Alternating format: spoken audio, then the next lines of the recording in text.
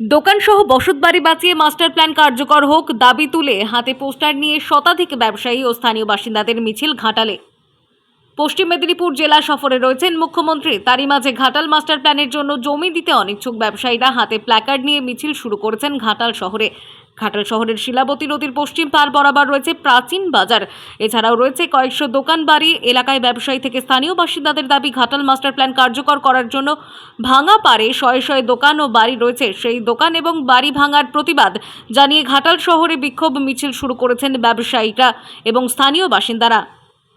চাইছি যে আমাদের ঘাটালের মাস্টার প্ল্যান হবে না। আমরা চাইছি না যে মাস্টার প্ল্যান হোক উন্নয়ন আছে, তো অন্য সাইড দিয়ে আমরা মাস্টার প্ল্যান করতে দিতে ইচ্ছুক, কিন্তু বসত বাড়ি বা দোকানদানি ভেঙে আমরা মাস্টার প্ল্যান করতে দিচ্ছি না। আর আমরা মানে যে ঘর বাড়ি দিদি বলেছিলেন যে কাউকে কাঁদিয়ে আমরা ঘর বাড়ি নেব না। দিদি এখন কেন লুকোচুরি খেলছেন? কাউকে কিছু বলছেন না, কাউন্সিলরও কিছু বলছেন না। আমাদের বাড়িতে গিয়ে লুকোচুরি করে সব মিটিং করে জানিয়ে দিচ্ছেন যে আমরা লোকের কানে শুনে সব মিছিল করছি।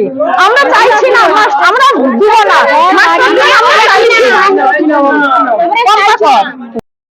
পশ্চিম মেদিনীপুর থেকে দীপ ঘোষের রিপোর্ট, টাইমলেস ডেপিকশন নিউজ।